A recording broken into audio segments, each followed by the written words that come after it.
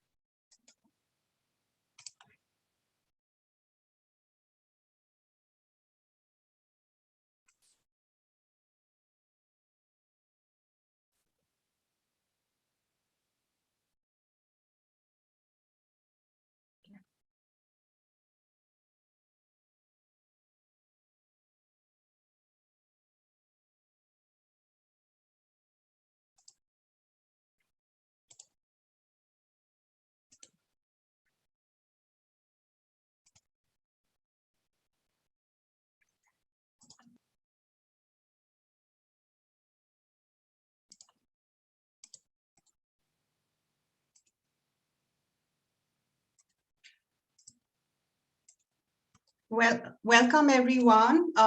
Good morning, evening from wherever you are joining this Potluck session, an innovation lab on sustainable gray and green infrastructure. My name is Jasdeep Randhawa, and I am the moderator for this session. I work as the Innovation and Climate Action Advisor at UN Habitat.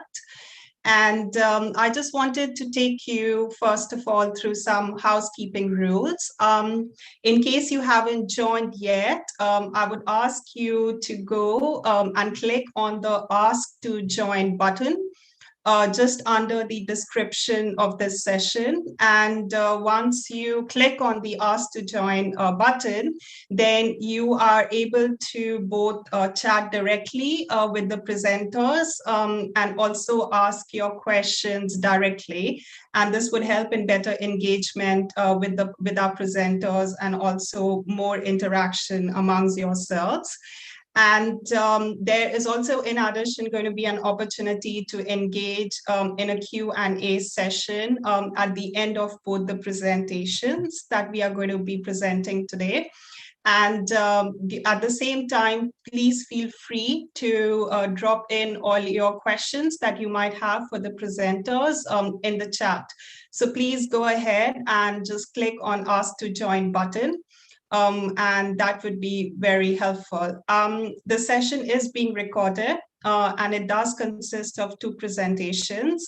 The first presentation is going to be by Christian, who is the President and Chief Executive Officer of Research and Development Without Borders in Cameroon on easy water technology. And the second presentation is going to be by Isabel, who's the acting CEO of Horizon NUA on connecting the nature enterprise platform.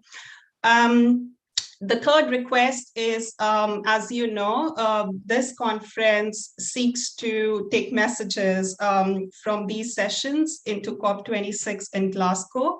And it also seeks to use these messages for the IPCC Special Report on Cities and Climate Change.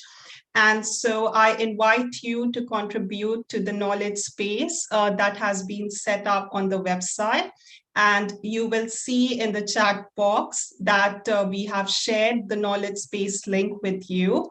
There is a topical theme of the session, so sustainable gray and green infrastructure already there on the knowledge space. So please drop in all your ideas which emerge from this session, including any research, innovation, and implementation gaps that you hear during the presentation, and of course, from your own experience that currently exists. And please do make recommendations on how these research, implementation, innovation gaps could be addressed on the knowledge space. And this is also really going to help the writing teams in taking these messages further.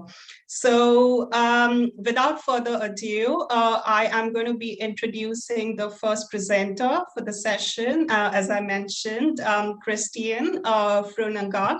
He is from Cameroon, and he is the President and Chief Executive Officer of Research and Development Without Borders. He is an environmental and WASH engineer dedicated to the cause of providing smart solutions to water and sanitation access for the poor. And the mission of the Research and Development Without Borders organization is to promote research and development in water, sanitation, health, nutrition, food security issues, so as to elevate poverty and empower youth for the social and economic development of urban and rural communities in Cameroon. And I am now going to hand over the space to Christian to make his presentation. Over to you, Christian. Good afternoon, everyone. Thank you so much. Thank you, Jazzy, for this session. I will go straight away to share my screen. So let me get to my presentation. Okay. Is it all right? I think it's fine. Okay. As Jasmine said, the founder and the CEO of the organization Research and Development Without Borders found in Cameroon. And what I'll be presenting this afternoon is a technology or innovation that we started working on 1 year ago, known as Easy Water technology for water and sanitation resilience in Cameroon, specifically at the Dokayo community. I will not dwell too much on these again. Our organization is a non-profit organization. It was created in 2018, Yaoundé, that's the capital of Cameroon. And as you clearly see, our vision is to live in a world where vulnerable communities can have full access to easy to use, affordable technologies for a more comprehensive and sustainable community development. One of our missions is to promote research and development in aspects of sanitation, health, food security, climate change, for the social and economic development of urban and rural communities in Cameroon and beyond. So what is Dokayo all about? Dokayo is a community in the eastern region of Cameroon. It's one of those areas that have been badly hit by the effects of climate change. It currently has a population of about 5,000 inhabitants, and due to these recent changes in climate, such as high heat and temperature changes that affected the water resources in Dokayo, the population itself has been suffering from access to water and as well as sanitation facilities. So when we started looking at that community, specifically because of high over rates of exploitation of the logging that's going on there, the felling of trees, we wanted specifically to look at how can we provide this community with something innovative, looking at the specific problems that have been caused by climate and man-made activities around there. It can also be said that in our country, in Cameroon, we have noticed that there's abnormal recurrence of high temperatures and heavy rains in other regions like the littoral region and the central region, where we've seen floods, we've seen property being destroyed and human life lost. So we are also really, really impacted by the effects of climate change. And so in that respect, we want to look at how we could bring a solution that could be close to the people, in terms of providing the basic infrastructure at the same time, looking at ways of mitigating climate change. So Dokayo was that kind of a case study for us, where we wanted to see how we could implement this technology of easy water and see what are the results we could get from there. As COVID-19 in 2020 hit us down the year in Cameroon as well, there's really pressure in terms of the existing water systems.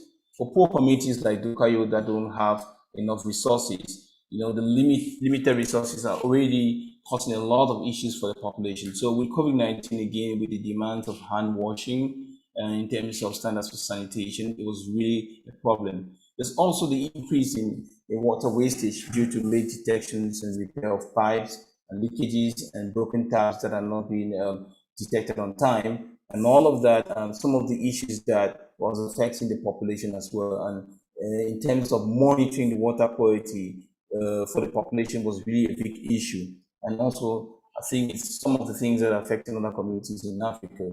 So we noticed that about 90% of the hand pumps that are being installed just 1 year after not operating in that locality, and also there's low sustainability in terms of following up in terms of the systems that have been put in place, like water, like the toilets, like or the monitoring systems that have been put in place. Is really no sustainable systems of monitoring that could help the people to be able to know exactly what are the best approaches that they could use. It's also the lack of sustainable and reliable electricity. We live in a community where the availability of grid energy is not that really common in terms of reaching out to all the communities. Some suburban areas really find it difficult really to have access to electricity. And there's this constant shortage, constant cutting of electricity as a problem. So we noted that as one of the issues in terms of systems that are using grid energy or systems that are using diesel energy to pump water. There was also the issue that we noticed of over extraction of groundwater, which really was because there are no systems that were put in place to understand how the aquifers are charging or discharging. And so it's really affecting about 2,500 persons in that locality. With COVID again in the corner, hand washing and sanitation experience really being a big problem for a vulnerable community like that. In order to look at the solution, we had to define certain objectives to guide us into putting our solution into place. And some of the objectives we capped up was like to improve the water and sanitation access, to groundwater monitoring, and renewable energy use. We also talked about how we could improve the accountability, maintenance, and resource management. The old system for community water systems like community like Dokayo, what they normally do was to use community, what you call community committees that manage water projects or water infrastructure. So those committees basically collect cash payments from the inhabitants, and whenever there's maintenance, they are in charge of doing that maintenance. But we realized that that system or that method of functioning wasn't really working because most of the maintenance activities that's supposed to be carried out are never being done. So we thought about how could we improve that kind of accountability. We also wanted to look at determining the socioeconomic embedment of the integrated water energy digitalization nexus, which is our easy water approach, looking at how we can integrate water, energy, and digitalization into one space to resolve the issues of water and sanitation as well as climate change.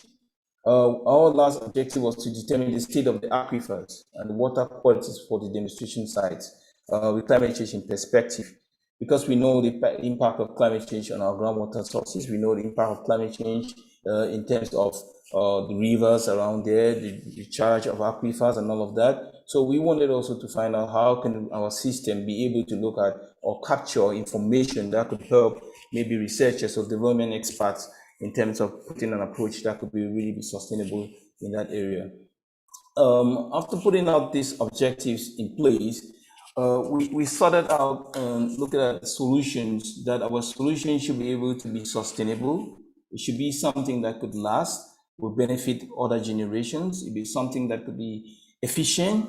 We bring about the efficient use of water resources. So we took into consideration that our system should be able to manage what water resources that we have, and not in terms of reducing wastage of water, which is some of the things we notice as well.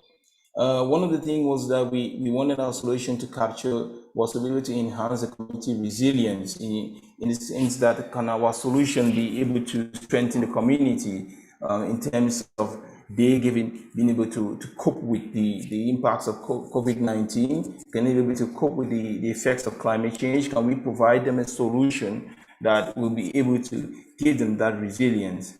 And as well as look at the guarantee long-term impact for COVID-19. One of the social part of our solution was that we wanted to be youth-led because we know that the youth are the future of tomorrow. So we were also like looking at how can we bring a solution that incorporates what the youths are doing today. We know a lot of youths are involved in innovation, a lot of youths are involved in technological advancement, a lot of youths are involved in businesses. And so we wanted also to look at our solution to be able to have that aspect of bringing the youth into the project to understand what we're doing and how they can be part of it as well. And so when we got all of that findings in place, we thought we sorted out that our solution will be providing a quick and just-in-time community water access points that is for already existing boreholes or for new boreholes. We will be providing a sustainable and cost-effective solar pumping system, which will be built on existing solar energy resources. And as well as our solution will be using low-cost technologies such as the Internet of Things to install and enhance monitoring systems. So we built all of the ideas and our findings into those three things to make our solution really sustainable and cost-effective for the population. And so what is different from what we're proposing and what is already existing, which makes it innovative in terms of what we're trying to do? We sorted out that it should help to do the transition from diesel or hand pumps to solar pumping, which is one of the major aspects in terms of mitigation to climate change. We saw that our system should be able to be a real-time monitoring of aquifers and water quality to be able to provide the population sustainable, safe drinking water. It should also be able to do the replacement of cash payments with mobile money payments, because that will reduce the issues of no maintenance taking place, as well as bringing about accountability and traceability in terms of resources that the community is contributing towards their infrastructure. We also wanted our system to be able to incorporate the aspect of early warning. We realized in certain communities the changes in climate, the rapid changes in climate, which is constantly affecting the people's lives. And so we thought about our solution being able to have the warning system to say this is the temperature, this is the climate, this is the weather condition, this is what's going to probably be happening in the next couple of hours to help the population to better prepare themselves, in terms of floods, for example, in the littoral region where we constantly have floods when there are heavy rains. Such a system will be able to alert people on those changes in weather for them to be better prepared. And next, we thought that it would be an opportunity to digitalize our water as well. We know in many other countries, especially East African countries and the Western countries, they have been able to put in technology where they can control, they can use their water, they can manage their water. And so we will look at how can we digitalize our water systems where we can have easy access cards or tags, where wherever you're able to see our device or our machine, you can access them. And it is novel in Cameroon and the Central African region. So we think that it's something that it could really benefit the community. This is just a few pictures of what we're trying to do. Our minimum viable product so far, we're able to do water dispensing, and it has an access card where you can use to access the device. The device has a display screen where you actually see the information on how you're interacting with the machine. It can tell you what are the different temperatures of the day. It can tell you what are the different weather conditions of the day or the next day. And as well, we have a mobile application on the device created for it, where it can help you to be able to access our device anywhere it's been seen. You can also use the mobile application to be able to see what you have as water credit, to be able to use the device. And of course, there's a cloud management system to capture the data for the users of the system. So that's just some of the things we already put in place for our innovation.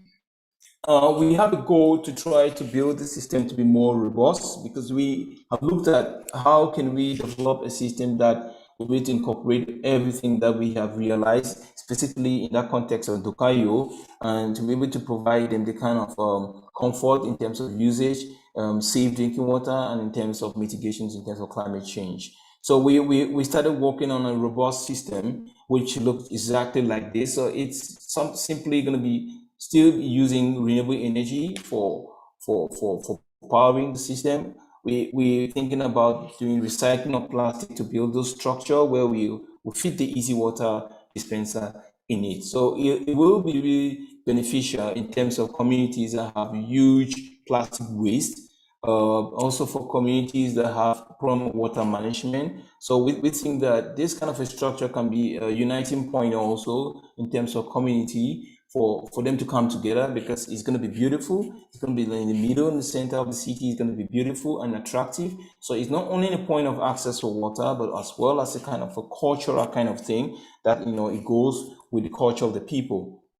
Our reward system, we think is achievable if we want to put it in place. Our region has a really high solar energy potential, and so we already have the technology of solar energy used here in our context in Cameroon. We have a lot of the schools training people using solar energy, so we think we have the potential to be able to use such technology. Cameroon generally produces more than 600,000 tons of plastic waste yearly. That is from the Ministry of Environment and Nature Protection. So with that quantity of plastic waste that is being dumped in the environment naturally, most of the times in rivers, I think this is a possibility, or this is the opportunity for it to be recycled and produce structures like that can hold our easy water. And lastly, 84% of the population, that's 1 billion people in Africa, already getting access to SIM connection by 2025. That is by GSM mobile economy. So, I mean, the technology, or in terms of low cost technology like Internet of Things, is it possible? It is possible in terms of having that kind of access to connectivity, having access to mobile telephone. So I think it's possible for us to develop a robust system like that with this kind of already resources that are available. And what is the impact of this technology or innovation in a community like Dokayo? It's going to improve the access to water, also affordable drinking water, and as well as water use efficiency.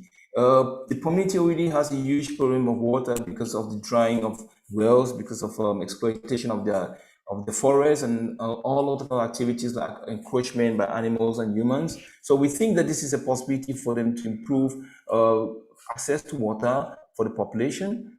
We think it's also an opportunity for socioeconomic activities in a community like that with a lot of youthful population. It's an opportunity for more people to get into Internet of Things, get into business, get into technology. Creating a system like Easy Water where we will use digital cards to access them. We think that they're going to have small businesses that will be able to sell our water credits to the users. So there is a possibility for creation of jobs. There is a possibility for creation of businesses, for opportunities for both for the locals in that community. So it is an opportunity also for them to improve the standard of living, bringing this kind of technology in the community.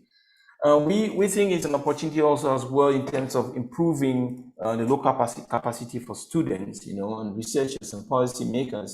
There's that huge gap in terms of students getting opportunities in taking part in research, taking part in projects, which can bring a lot of change in terms of their knowledge in climate change, in terms of water access and sanitation. So this is an opportunity where we think it can improve that kind of a knowledge gap. It can also be able to improve in terms of data collection to understand how our aquifers are functioning in different localities that we're able to install this system. So researchers can be able to use that data to be able to understand better on our groundwater sources. And policymakers can make better laws that will improve the lives of the community.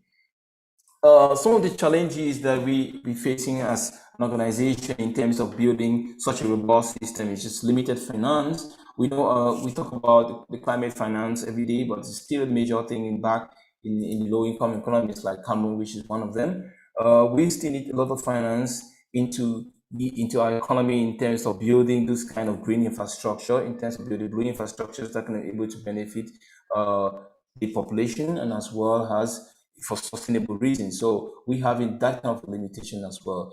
We believe that we still need some kind of expertise support from other organizations, from academia, from researchers, from policymakers, as well as partnerships that could help us, develop our easy water technology in such a way that we can scale it out to other communities in Africa as well as in our country. So we believe that with strong partnership, with strong engagement from policymakers, from academia, from researchers, both within our country and out of country, we can be able to develop a system like that could benefit the population as well as we mitigate some of the challenges of climate change.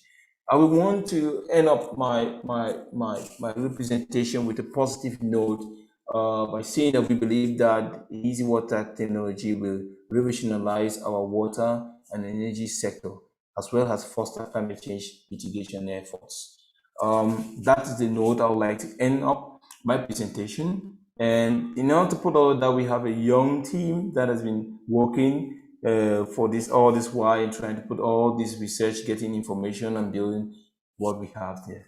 Thank you so much, and that's my presentation. I'll be waiting for any questions later. Thanks. Thank you so much, Christian. This was really a very insightful presentation. And let me just summarize this presentation because this is so interesting from the perspective of innovation, climate change, and COVID-19 impacts as well. Your presentation has basically touched upon a number of interlinkages between transformation on climate change issues to make communities more resilient through use of innovation and through use particularly of renewable energy to address the mitigation gaps that we see in cities and particularly in the very vulnerable communities. And your solutions are innovative in terms of the dispenser using plastic, recycled plastic. As you mentioned, Cameroon does have a very high proportion of waste. And if that can be recycled in a more sustainable way, it also addresses the question of, as you said, sustainable consumption and production, and at the same time getting to gray and green infrastructure for making water more accessible. And I think that's very important. Like you mentioned, 90% of the pumps are not working in Cameroon. And so how do you address the needs of the community in a way that there is also accountability in terms of verifying the monitoring system, in terms of maintaining this new system that you have put in place, and in providing incentives to the community through the credit system that you mentioned as well, by replacing it with mobile money. And of course, also giving the communities an opportunity to engage with each other and also help with the early warning system. This is excellent. I would just ask if there are any questions at this point in time. We can always stop for questions. I have a couple of questions from my side. So any questions that the audience have?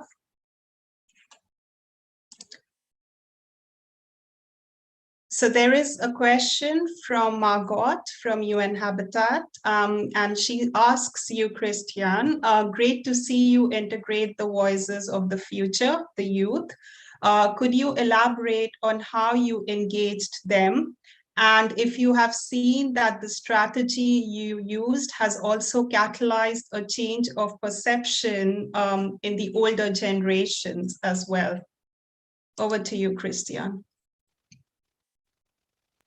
Oh, thank you for that question. I think it's a very beautiful question. When we started working with the communities, we realized that most of the times the older people in the community, they always want to suppress the youth in terms of taking the overall control, because they think that new infrastructures or innovation in the community, they have to always be the ones to manage them. They're looking at the side of getting the funds, or you want to manage the money.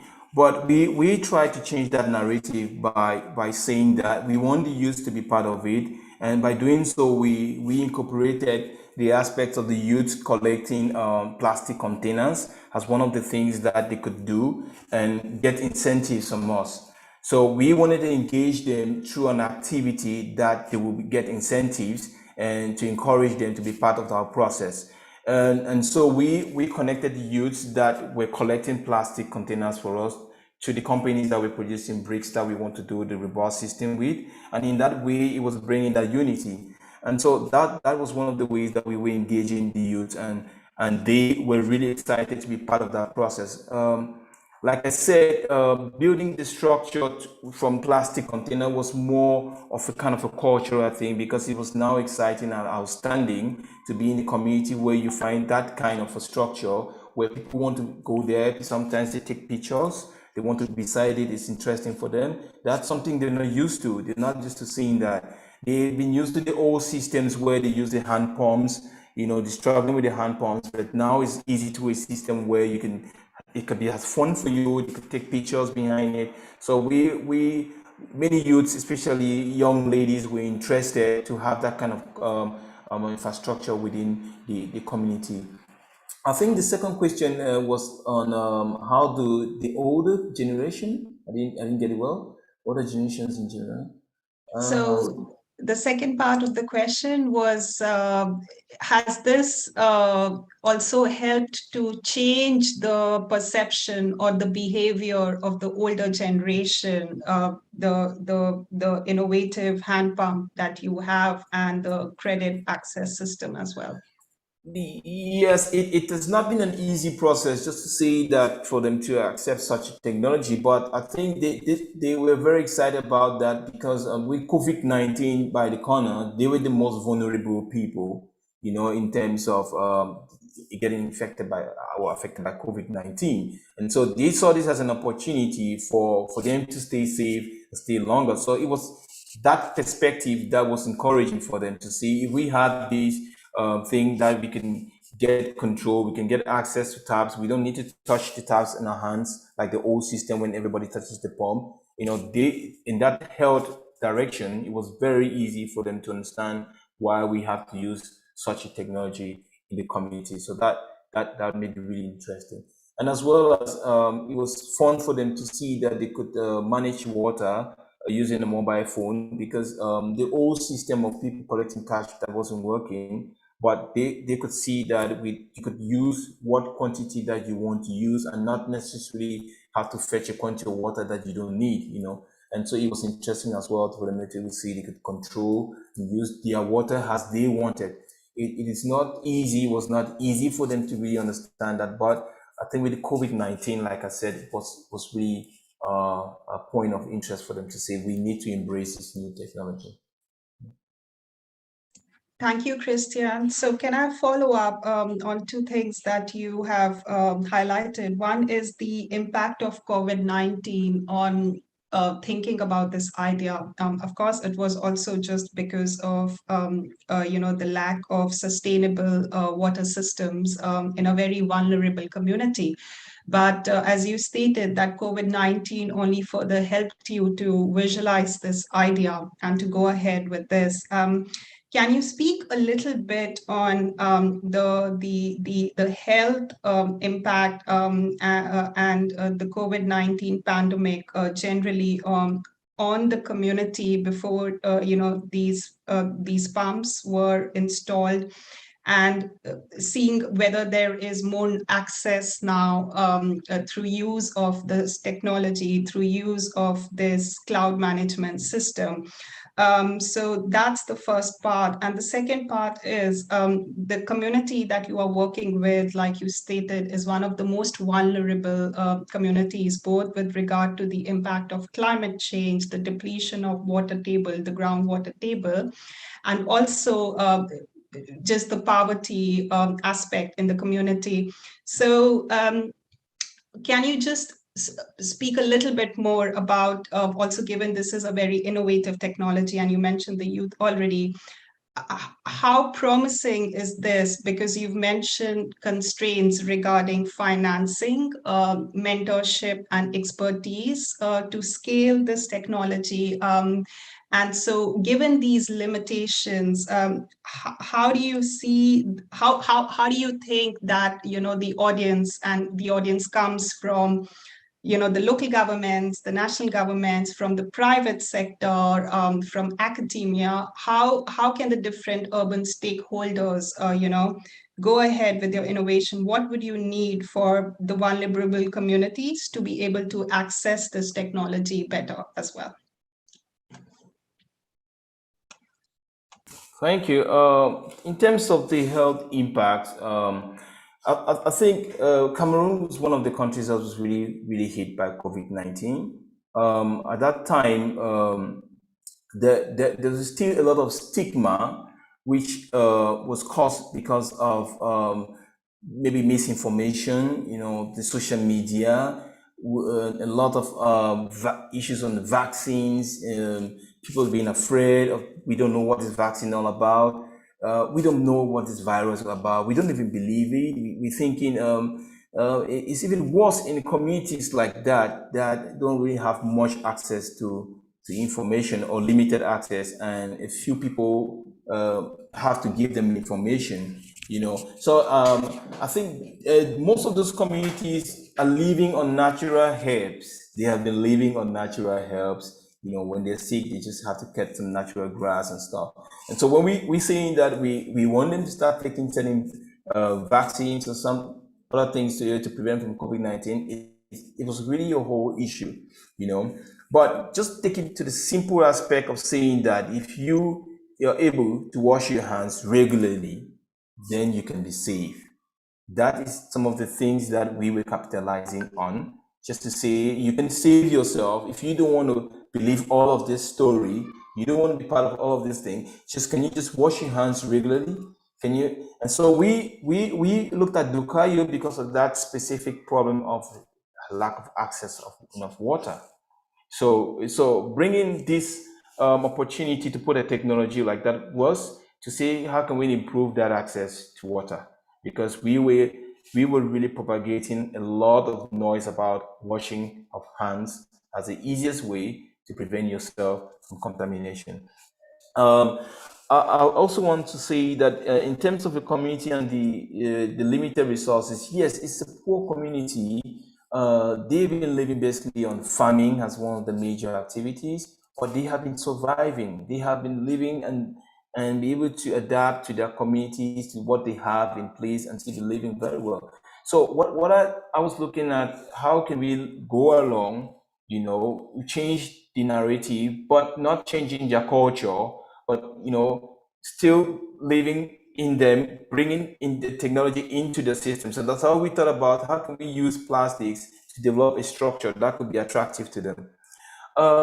It's not been easy in terms of resources, because the local government is one of our first major partners that have to give us support in terms of where can you do this? Can you be able to run this project here? Who owns the project? Who is able to manage this? So we've been able to have a lot of collaboration with the local government in the Eastern region to be able to accept that kind of technology. So they have been participative in terms of helping us, but in terms of the government itself as a whole, it's been difficult because one of the things that we have realized over the years is that for innovation to really take its control here, it's always shown from somewhere else, and then the government starts getting interest.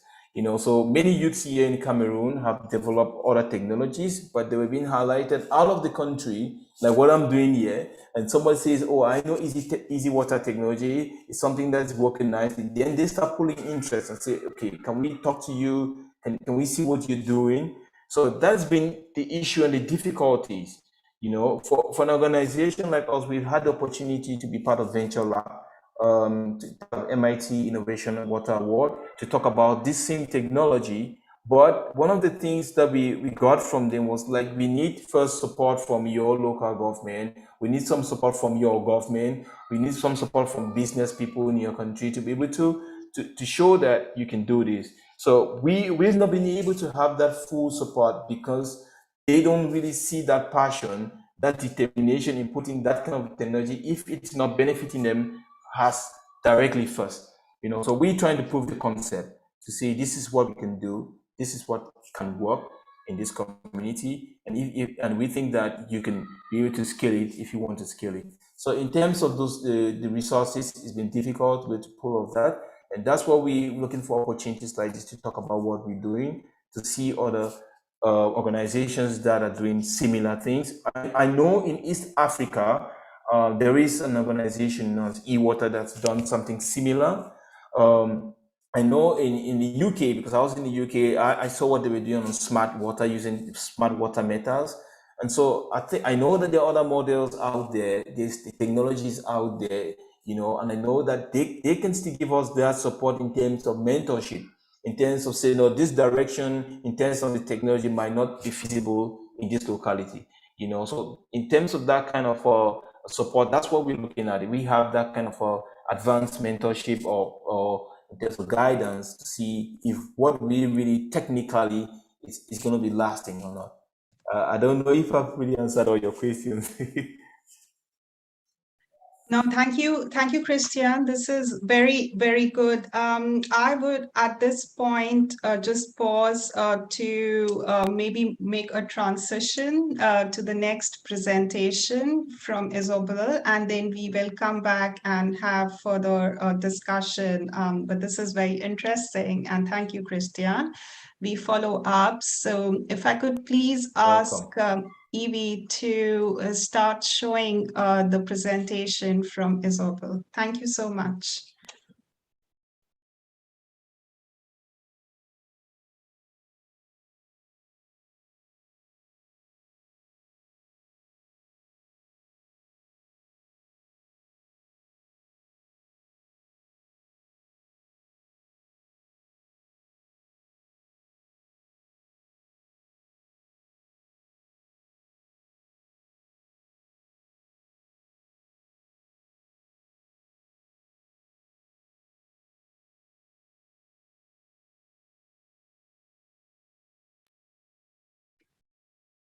Sorry, this is on mute. Evie, could you unmute the presentation and start again?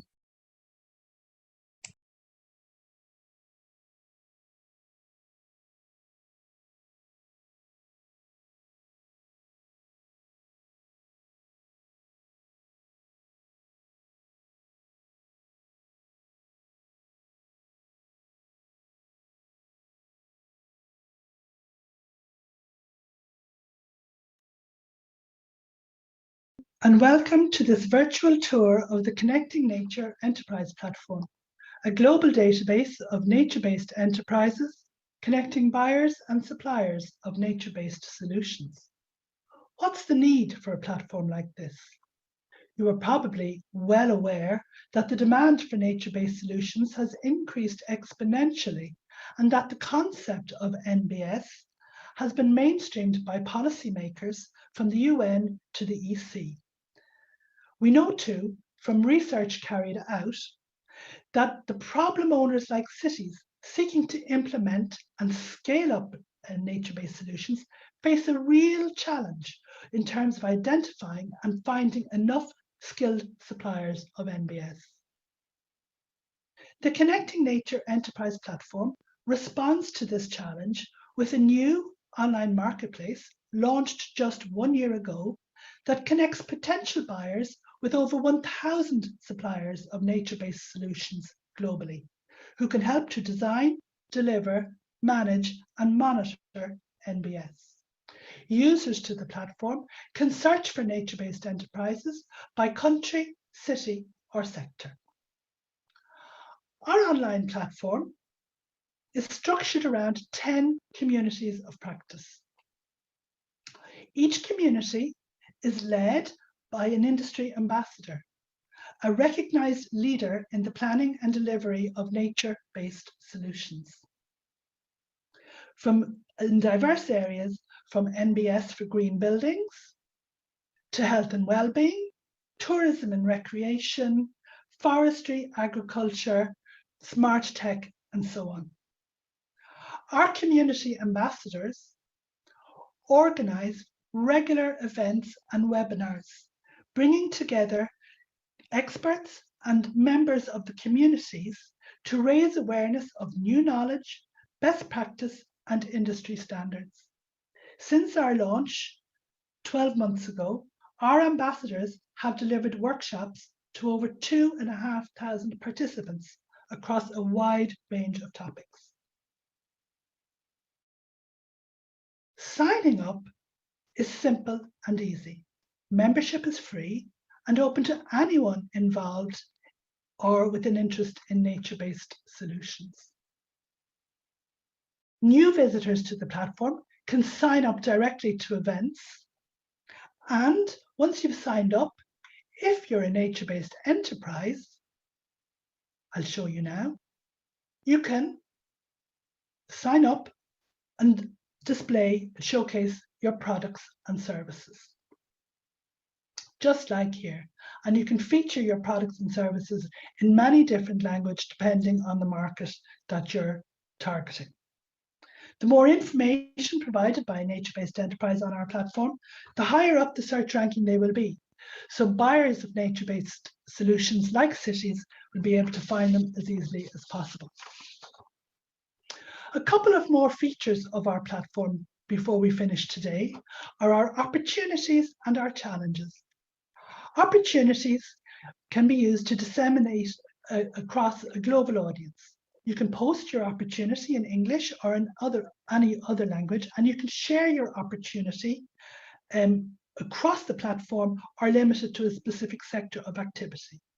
Opportunities range from funding opportunities through to entrepreneurship and accelerator type activity, funding calls, competitions, job and research opportunities, and so on. Our responses to opportunities are private and they go straight to the user of the opportunity. However, our challenges are slightly different. If you're looking for inspiration or support, you can post an open challenge here. You might be looking for fresh ideas about nature-based solutions, a bit of technical advice, or you might be looking for a simple response to a technical question, as here, around governance models for community gardens. But challenges are open to everyone and responses are public. So we get a conversation going.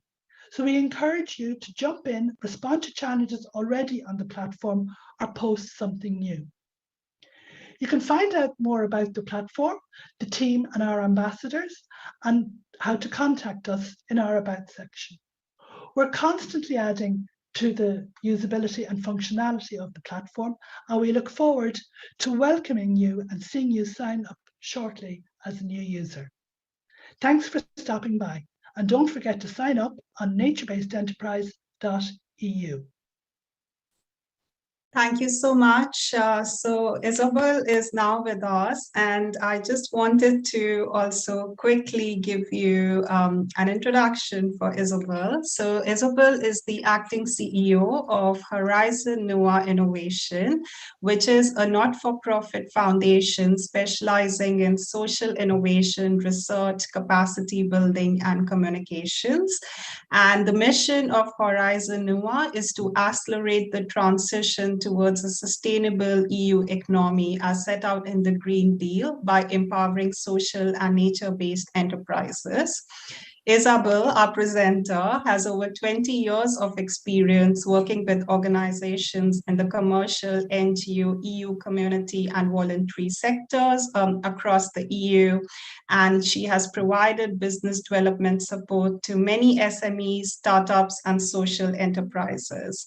Since 2017, Isabel has delivered sustainable nature-based solutions, business modeling, and entrepreneurial workshops in each of the fast follower cities that do implement nature-based solutions.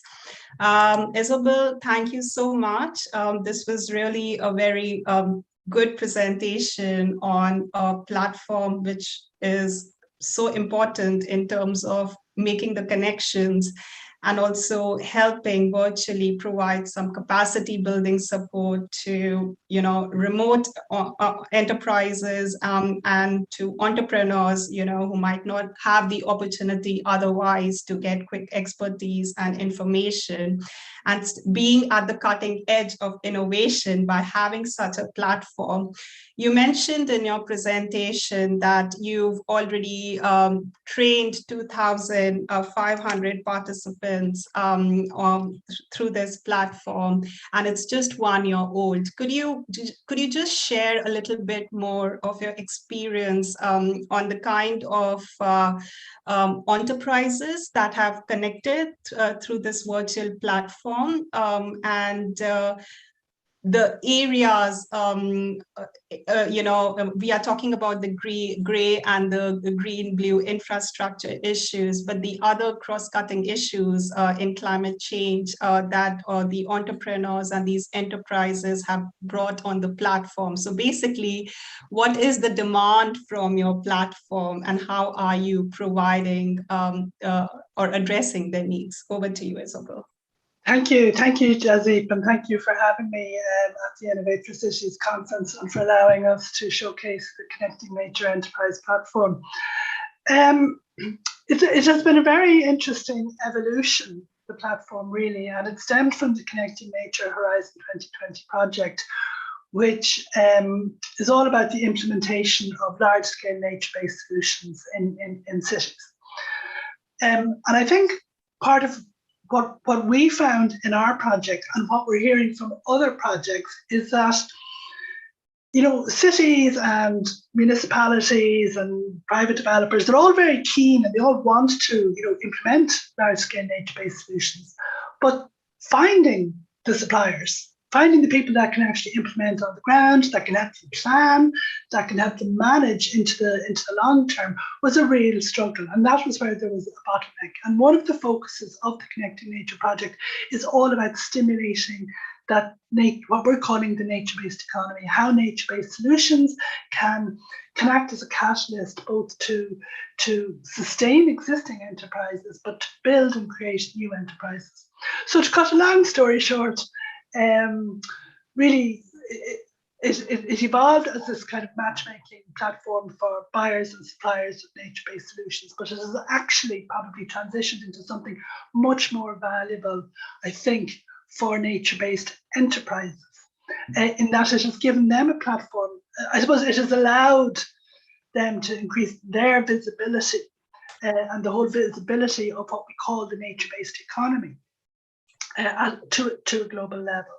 And how we've done that is by creating what we call these communities of practice, and we have 10 of them on the platform. And they're aligned, I suppose, like we didn't just pick them. They've evolved out of the research done as part of the Connecting Nature project into the nature-based economy and what actually constitutes a nature-based enterprise.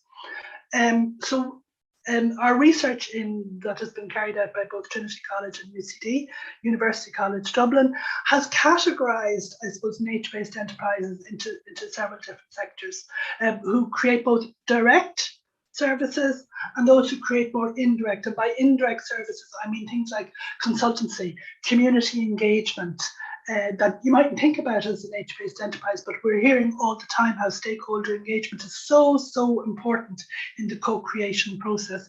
So a lot of sort of indirect help, I mean, it could be consultancies, and by that I mean people supplying landscape architecture advisory services, I suppose, ecosystem service restoration, and so on. And then you have the practical, the people that are actually implementing the solutions, like the green buildings, like the forest therapies, I suppose, for health and well-being, like the sustainable agriculture, the water solutions.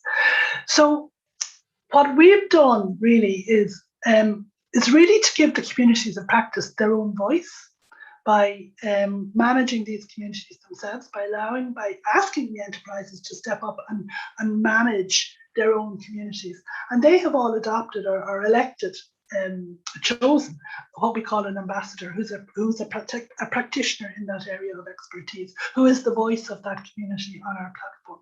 And through the ambassador and through the community membership, they decide what direction they want to drive their community in terms of developing best practice, in terms of running their webinars. What are the issues that they're really facing? And it's interesting to see there's a lot of cross-cutting issues. For example, we've had quite a number of seminars and workshops around the whole area of public procurement, and that's a real bottleneck for the small enterprise who oftentimes can't compete with those larger enterprises who deliver, I suppose, maybe horticultural landscaping services, but may not have that sort of nature-based angle to what they do. They might think about the biodiversity elements, they might think about sort of the environmental impact so much, that a smaller nature-based organisation or nature-based enterprise would. So it's interesting to identify those cross-cutting elements, and it's also really interesting to hear. We also have a community for nature-based organisations. So these are organisations that kind of who would very much support the ethos of nature-based solutions and would very much, get in and want to fund them and support them and so on. So we have in our nature-based organisation communities members like local authorities, municipalities, research organisations, and people who want to procure the services. So they're saying, on the one hand, we're very constrained by public procurement, and we know this is something that has to change. We're hearing, on the other hand, from the practitioners that we can't tender for these contracts because of the size of the scale or whatever. So it's helping us, helping the researchers in connecting nature, helping the policymakers, I suppose, change the policy direction, change the policy focus. These are the crucial issues that need to be addressed, identified by both the suppliers and the buyers of nature-based solutions. And we're feeding that into our white paper on the nature-based economy, feeding that into the EC, feeding it into IUCN, feeding it into the UN, where to try to really move it up the policy agenda. And I suppose the thing is, we're hearing about how investment in nature-based solutions needs to triple by 2030. And how do we do that if we don't remove the barriers, both from a public procurement or a public funding perspective? How do we encourage private investment? And then how do we skill up and enable our enterprises?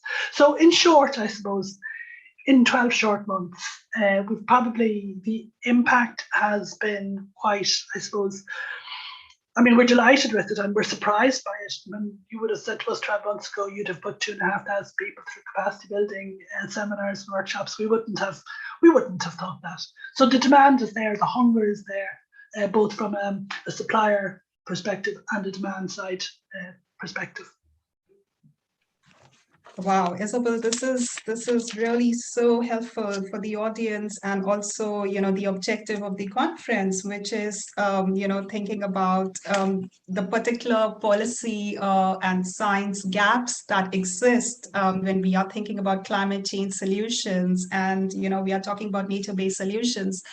And your platform has shown, right, that technology works, and maybe you can speak a little bit on why you think that, particularly in the last 1 year, given the COVID-19 situation, that the nature-based platform had so much of uptake. Of course, it is excellent, but just speaking a little bit about the COVID-19 interface, where the whole world went global, and how it could remotely also connect with entrepreneurs, like Christian also in Cameroon, for example.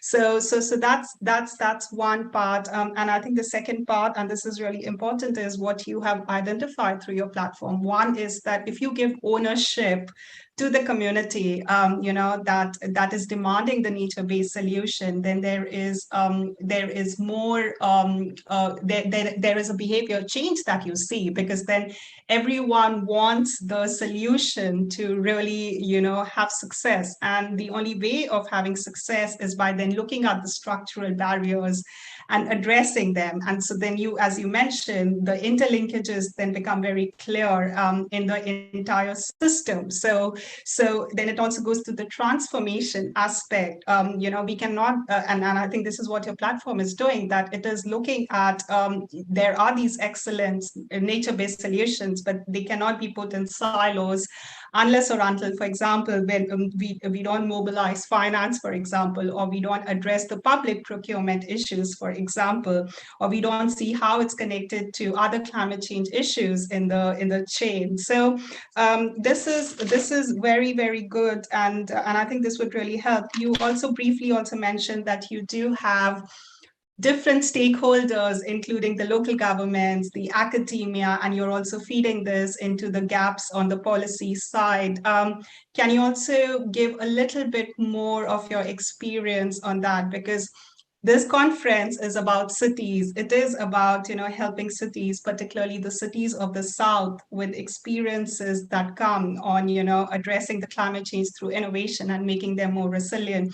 So what, and Christian had before mentioned how the local authorities are partnering, and then if the solution needs to be scaled at a more national level, then stronger partnerships are needed, and more mentoring is needed as well, and of course expertise and financing is needed. So maybe if you could just touch a little bit on the COVID-19 impact you think that has happened on this, and secondly on just your experience working with different stakeholders to address this big gap through the platform. Yeah, good questions. Well, I suppose COVID-19 changed how we do everything. I mean, overnight we moved virtually, and I mean just today, I was at my first meeting in 2.5 years, or 2 years, or whatever it was. Meeting people in the flesh, no longer at my home office, and it was such, oh my goodness, it was so lovely to meet people in the flesh again. But but for 18 months we've all been looking at everybody from the shoulders up. But do you know what? Moving virtually and having to do business online and having to do business through Zoom has actually opened so many new opportunities and pathways that all of a sudden we're reaching that global audience that we wouldn't have met in face-to-face scenarios before. And I mean, the Connecting Nature Enterprise platform has been very fortunate, I suppose, to arrive just at the cusp of COVID and moving online and moving virtually. And also, I suppose, to be thrown in at the deep end in terms of answering to that global audience, or meeting that global demand. And we were very fortunate, I suppose, in some ways last summer as well, that we were very heavily involved in our Connecting Nature Enterprise Summit, which we hosted virtually. We should have been in Poznan in Poland, but we hosted it virtually to an audience of over 800 people, and really hungry for knowledge about entrepreneurship and the nature-based economy and nature-based enterprises, and how they can connect and so on. So yeah, so COVID, as I say, changed how we do business. But I suppose there is a lot to be said for the face-to-face and creating those relationships. But it has, I suppose, given our enterprises, or many of our enterprises, not all of our enterprises, an opportunity, I suppose, to look at global markets beyond what they would have considered pre-COVID. So all of a sudden thinking, okay, well, I can deliver my solution in the global south, or I can look to expand what I'm doing, and I can build relationships, and I can maybe look at the different business models that I can look at licensing or franchising.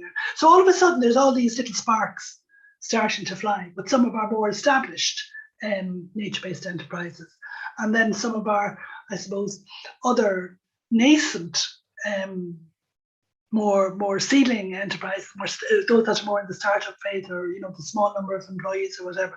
They're learning from watching what the others are doing. They're learning, that getting their own business model right, getting their marketing right, getting their profile right is so important, just even to make those other national, local connections. You asked me about the other stakeholders. And this is something we're really interested in, because again, we hear so much about community engagement and engaging the stakeholders on the ground. And if you don't bring the community along when you're implementing nature-based solutions, you've lost, I suppose, a very important audience. But there are many other different, I suppose, stakeholders and beneficiaries and partners that can partner with cities in planning the design and implementing and managing, and what we've been doing in Connecting Nature over the last, I suppose, 4.5 years now, is that we've developed a framework process for cities, and core in that is around the stakeholder engagement and co-production. And I'll put in the chat later on in a few minutes the links to the website that'll give you those tools. But we've essentially developed a toolkit to help cities plan their nature-based solution using 7 different building blocks, from co-production to technological solutions to measuring impact, entrepreneurship, and financing and business models. And part of that what we've done, and I can talk specifically around the finance business models because that's what I've been doing with cities. It's talking to them about, we've created what we call a business model canvas for nature-based solutions, and it's very much a visual representation of the business story for your nature-based solution. So what's the value proposition? Why are you implementing this nature-based solution? What's the social value? What's the economic value? What's the environmental value? So we're not looking at it just through that one economic lens. We're doing that economic or the environmental and the social value that is so important to a nature-based solution. That's crucial. And we look then at the activities and the resources that a municipality might need to implement that nature-based solution. And who's going to help you then deliver those activities and those resources? So who are the stakeholders? Who are the partners? And very often partners can also be beneficiaries. So we look at everything through that economic lens, that environmental lens, that social lens, and you'd be amazed at the different stakeholders that people identify through, like obviously the community groups, but different arms of local government, the education, the health, the departments of health, the local hospitals, and then business. And business is a sector, I think, where people haven't always thought about sort of developing relations when it comes to nature-based solutions. And we're discovering more and more, I could talk about this for hours now, but I'll try and keep it short, but we're discovering more and more that cities need to find innovative solutions to fund. And that very often you'll find local businesses, the corporate sector, have through their corporate social responsibility agendas. They're keen to get involved, but they don't know how, or they're not sure in what they can offer. And we have examples now through some of our cities. Poznan is one example where we are, and Nicosia in Cyprus is another example, where we are developing these public-private partnerships to put in place small-scale nature-based solutions like little pocket parks, which will be of benefit to the employees of an organisation, but they're also open to the inhabitants, the citizens of the city. And in so doing, and by engaging with these stakeholders, we're stimulating local enterprise as well, because PwC aren't going to manage the pocket park, but they're going to provide the funding for a local landscaping company to do that, or a community group to manage it on their behalf into the future and develop those kind of relationships. So stakeholder involvement, looking at it from beyond the community lens, is really, I think, important when it comes to developing the business models and the innovative financing tools that municipalities need to think about, because there is this over-reliance on these traditional models of funding, and we all know that has to change if we're going to invest, if investment is going to scale up by 2030. So it's a very interesting space. It's a very interesting space. Yes, it is. And Isabel, this is because we speak so much about engaging the non-government stakeholders, and particularly the private sector, and the COP26 presidency and the negotiations that are going to happen in Glasgow. How do we mobilize the $1 billion on adaptation issues, for example, for finance? And I think you have really framed this issue in a way which asks us, working independently in our own silos, that, well, maybe, the stakeholders need to come together and be able to do both a give and a take.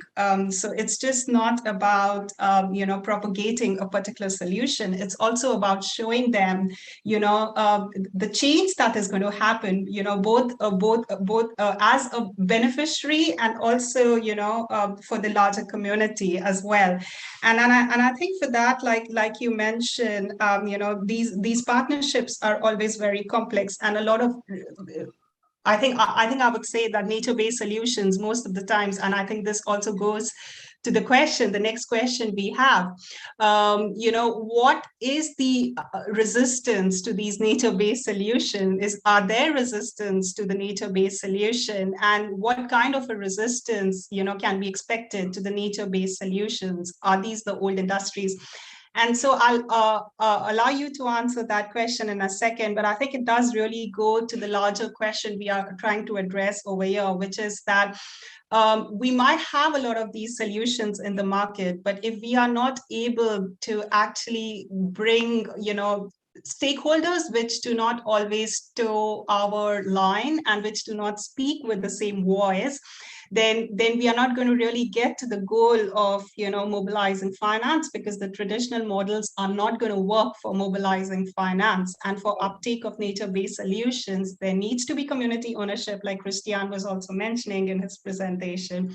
And for that, we need to show what is innovative and also how it helps to both address the needs of the community and also be able to then scale those ideas. So over to you on, with regard to what is the resistance to these nature-based solutions? Yeah, that's an interesting question. And I mean, I think at a fundamental level, there is still a lack of awareness of what a nature-based solution actually is among many different stakeholders, and I think also the fact that the term nature-based solution doesn't easily translate into different languages is also another barrier. But, moving away from just the terminology and the general lack of awareness, which I think we all know about. I mean, it's well recognized. I think also there's a lack of evidence around the impact of nature-based solutions in terms of even economic savings. And what is the benefit for me as an investor if I invest in nature-based solutions? Because very often I'm not going to reap a dividend out of it, or I'm not going to see the share value go up. So it's very difficult. I think there's a lot of work still has to be done on capturing, I suppose, the impact in terms of the savings in health and well-being to convince health insurance companies to invest in nature-based solutions, as an example. So there's a top-level recognition that this is a good thing to do, but people still, the evidence base, I think, is still lacking to convince people to invest in nature-based solutions, to convince new investors to invest in nature-based solutions, for example, like health insurance companies. But I think that will change. I think it's coming, but it's just, I suppose, it's getting that information and getting that evidence out there and showing that, this is why, it will lead to X and save in, cutting the health budget, or in cancers or asthma or whatever it is. So that's, that's, I think, one of the, I suppose, resistances in terms of innovative financing and funding. Old industries, to some extent, I suppose, really also some of that has to do with a lack of awareness about what nature-based solutions are and what is a nature-based enterprise. And, so we would, I suppose, define nature-based enterprises as enterprises that use nature as a core element of their products and services for delivery. Okay, and by core element, I mean, we do mean, a good sort of 50% of what they do. But also, I suppose that, biodiversity is so increasingly important in, in I suppose, the concept of nature-based solutions. And unless, a nature-based solution contributes significantly to biodiversity, it's not a nature-based solution. So again, it's about, convincing, I suppose, maybe older, more established industries to look at how they can change their business practice, to adapt, to incorporate more nature, to think about biodiversity. It mightn't always be the most cost-effective solution, but then again, people are no longer, or not that they're no longer, but they're looking at other things other than cost and economies of scale. Sometimes that the euro sign or the dollar sign is not the bottom line here, and that they're beginning to think, okay, well, we're looking at climate mitigation. We're looking at we have to reduce our carbon emissions. So we need to change how we implement things on the ground, and that needs to filter through to more older established industries who could change if again they could be convinced that there's merit in doing so. Thank you so much, Isabel.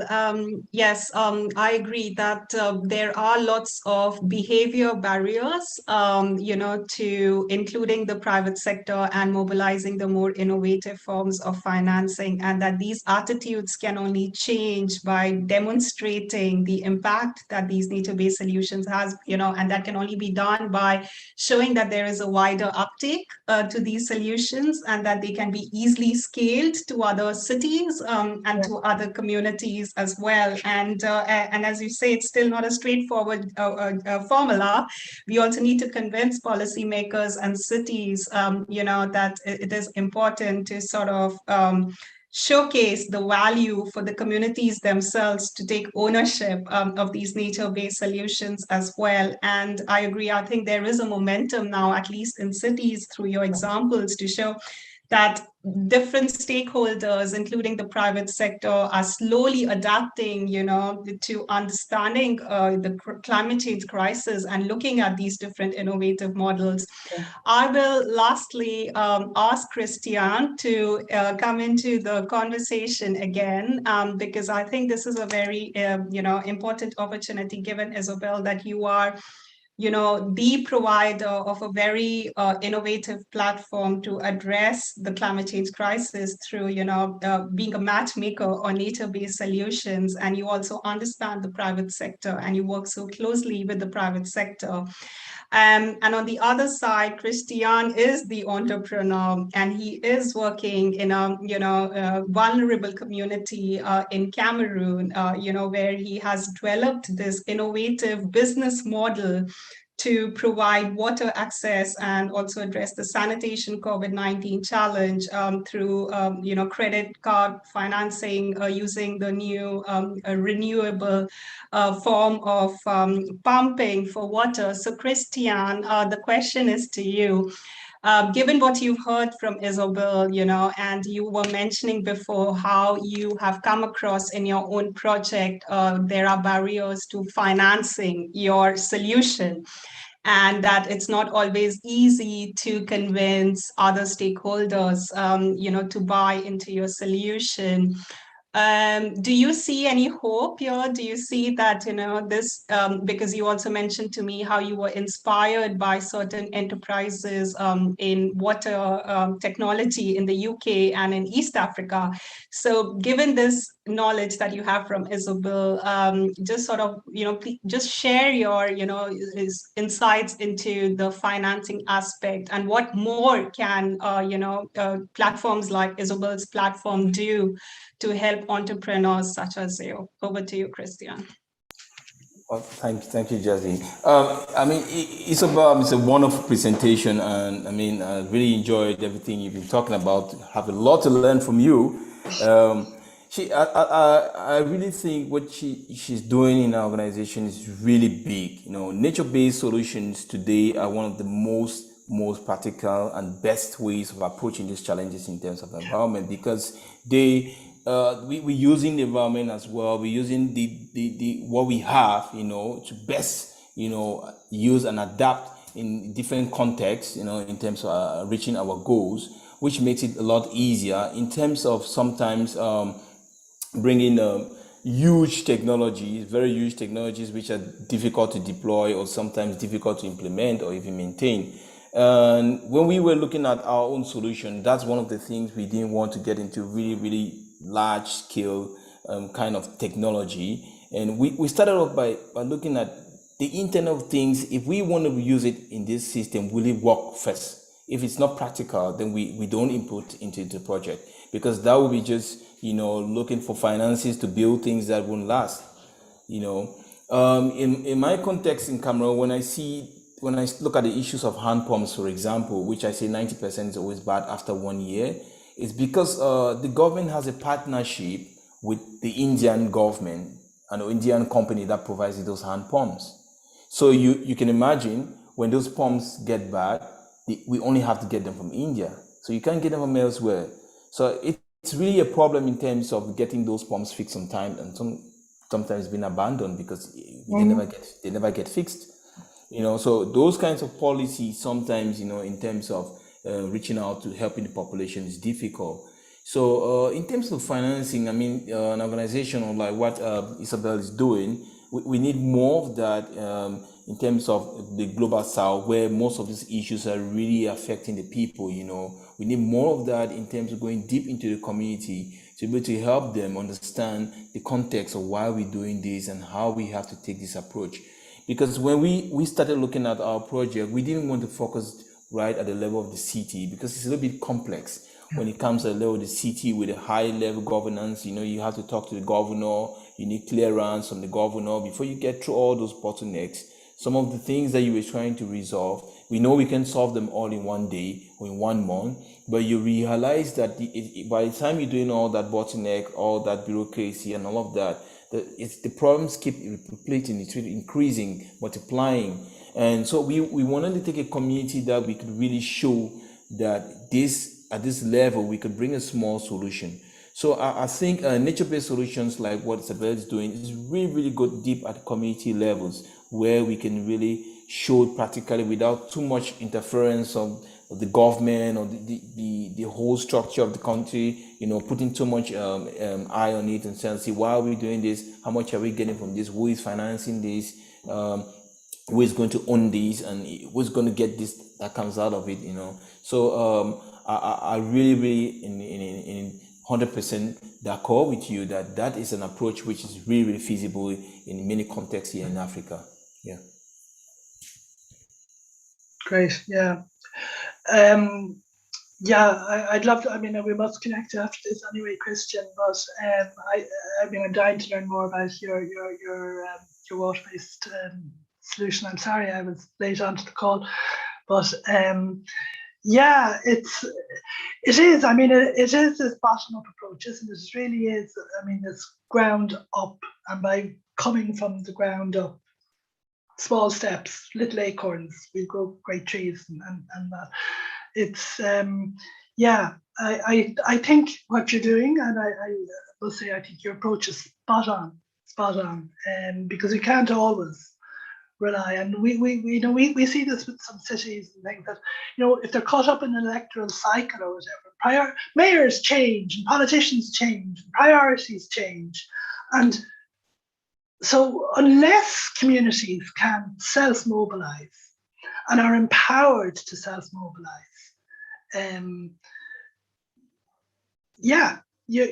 very little in some countries will happen, and in some states will happen, and some cities will happen. So I think I think that approach that you're adopting is absolutely spot on. Yeah. Isabel, have you had the opportunity to work in some countries in the Central African region? No, and we'd love to. We would love to. Not yet. No, we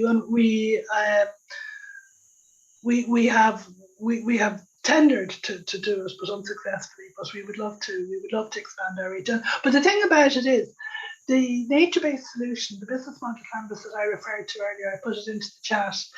That's an online tool, and we can do this online with communities in the global south. No problem. So it's something that can be done, online without quite easily, and we can train the trainees. So we can train you to go and do this with your community. So so it makes it very. So you own it. We'll train you up. We'll give you the skills, and then you go and you deliver for your community. Now we'll be happy. I'll be happy to speak to you about this later on. I mean, we can share emails here. It's something that is really important for us. I mean, because sometimes it's not one single approach that really works. You have to bring some kind of a multidisciplinary, multi approach. And you see how you can be able to to resolve some of these issues, So I'll be very happy, to mobilize some of the guys in my team, and we have training from you and able to go down to the community and implement them as well. Great. No, well, let's talk offline about that, but I think we'd love to work with you on that. Yeah. Thank you.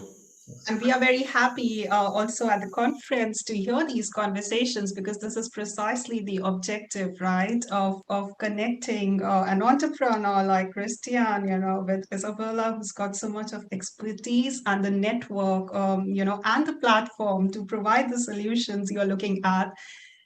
And from the global north to the global, south, Christian. And I think that is also, the beauty of having innovation in addressing the crisis through this virtual platform. So yes, please do connect. And lastly, I just wanted to state that, I know we are running out of time, but a couple of very quick observations over here. And I think I totally agree, Isabel, when you said that, the electoral cycle is such that we can never leave it up, to decision makers to, continue or to sustain innovative solutions. And that, as Christian mentioned, it is a complex structure. So then, it becomes our duty, as stakeholders working in the NGO sector, as entrepreneurs, the youth, to be able to showcase the innovation locally, to get the buy-in from the communities, Isabel, as you mentioned, and Christian, as you were stating, and then to take help from other stakeholders,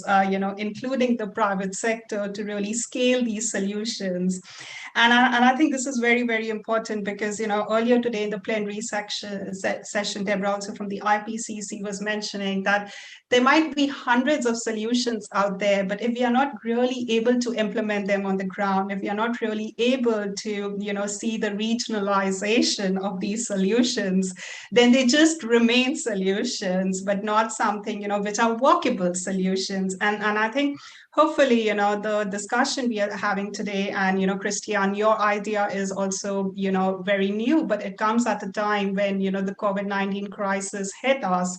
It hit the community, and that's how you thought about, how do you address the wash issue, through having more sustainable water pumps. And then you stated that, you also recognize that Cameroon has so much of solar energy potential, that can be used for the water pumps as technology. And that, it is the youth, and we are going to have, over 1 billion people from Africa who are going to be using technology and going to be connected by mobile phones by 2025.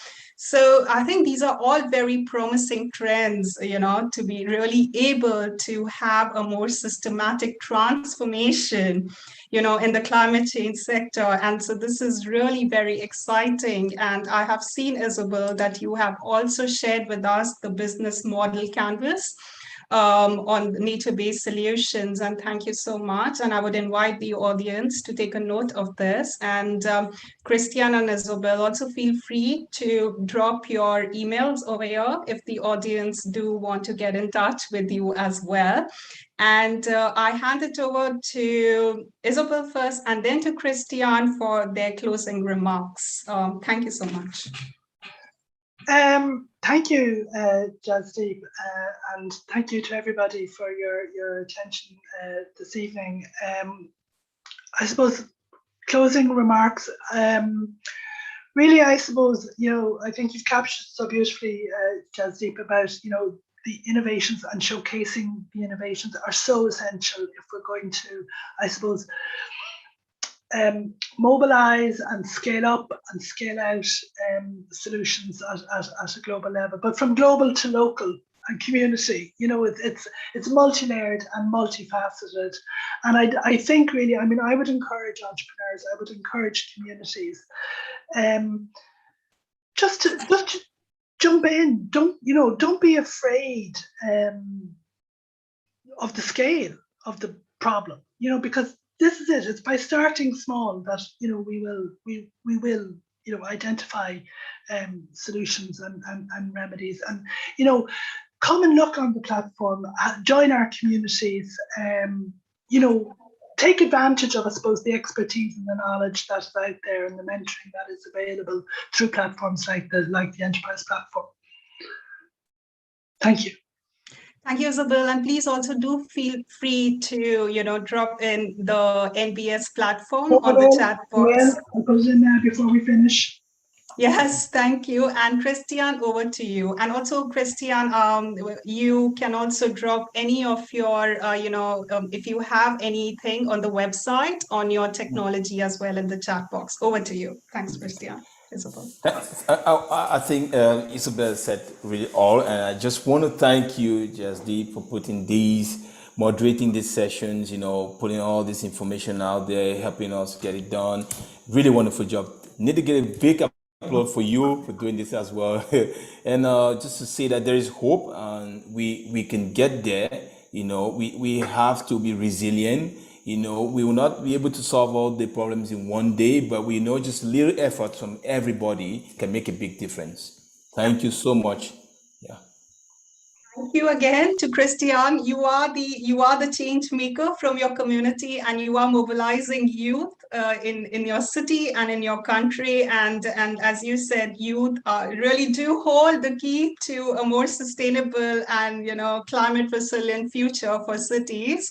And yes, let's start with small, but think big and get in innovation. So with that, I'm going to close this session. And again, thank you to both our presenters, Isabel and Christian. You've been fantastic, and continue with this work. Look forward to staying in touch.